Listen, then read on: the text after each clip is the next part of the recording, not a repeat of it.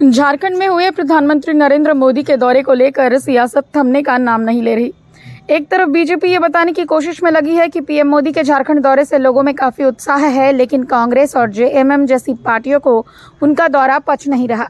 आज इसी कड़ी में राज्यसभा सांसद आदित्य साहू ने झामुमो कांग्रेस पर सवाल खड़ा करते हुए कहा कि ये लोग मानसिक रूप से दिवालिया हो गए हैं। राज्यसभा सांसद आदित्य साहू ने कहा कि लोकप्रिय प्रधानमंत्री नरेंद्र मोदी के झारखंड दौरे से जनता खुश है, तो दूसरी ओर झामुमो कांग्रेस हताश है। जिस तरह से प्रधानमंत्री नरेंद्र मोदी के खूंटी के कार्यक्रम में लाखों लोग पहुंचकर उनके भाषण को सुना, रांची में उनके आगमन पर सड़क के दोनों ओर हजारों लोग स्वागत में खड़े थे। देश आजाद होने के बाद कोई पहला प्रधानमंत्री है जो भगवान बिरसा मुंडा की धरती पर पहुंचकर उनकी प्रतिमा पर श्रद्धा सुमन अर्पित किए, उनके परिवार के लोगों से मुलाकात कर उनका हाल जाना। जल जंगल जमीन की लूट करने वाले लोग प्रधानमंत्री के दौरे के बाद घबराहट में हैं। उन्हें लग रहा है कि जिस तरह से झारखंड वासियों में उनका स्वागत किया, अब एक बड़ी चिंता है।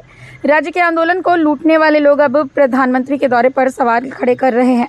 राज्य में खनिज संपदाओं के लूट के लिए दलाल और बिचौलियों को दे रखा है।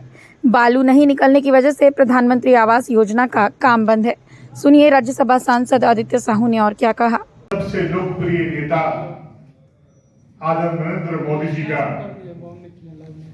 झारखंड में आगमन से एक तरफ के लोग हताश और निराश हैं। भारतीय जनता पार्टी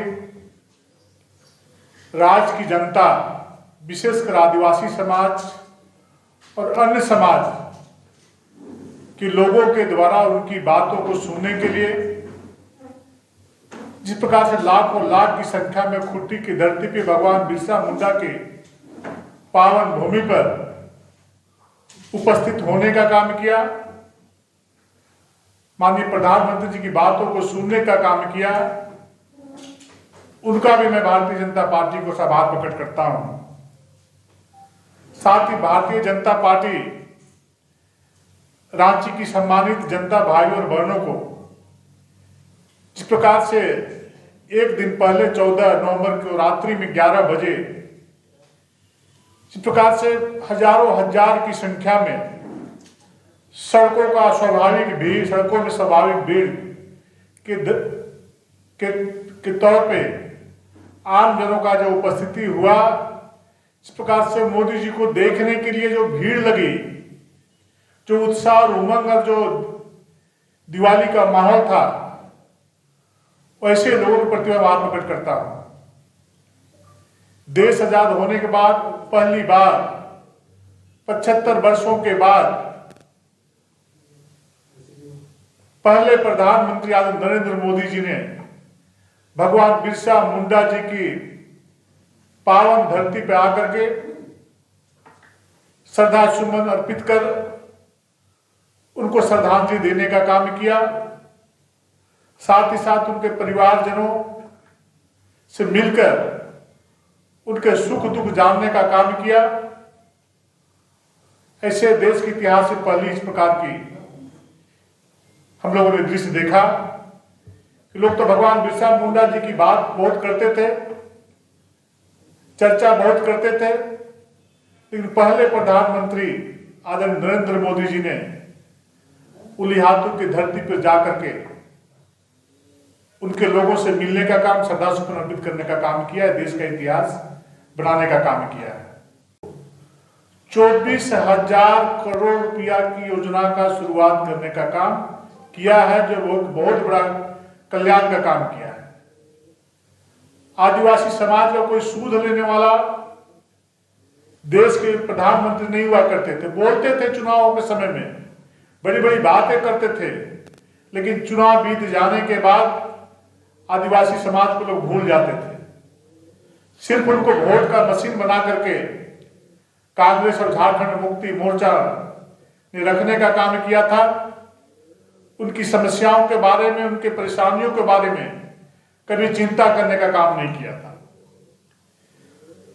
और यह अभियान उन लाखों आदिवासी परिवारों के लिए है जिन पर अभी तक ध्यान नहीं दिया गया।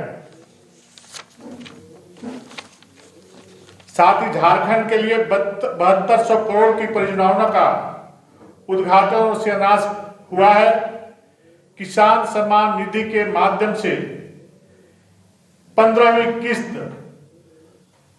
गांव के किसानों को, गरीब किसानों को, जिनका कभी कोई सूद नहीं लेता था, चुनाव के समय उनके बारे में बोला जाता था, चिंता की जाती थी, लेकिन किसानों के लिए कोई सरकार आदरणीय मोदी जी के पहले काम नहीं करती थी।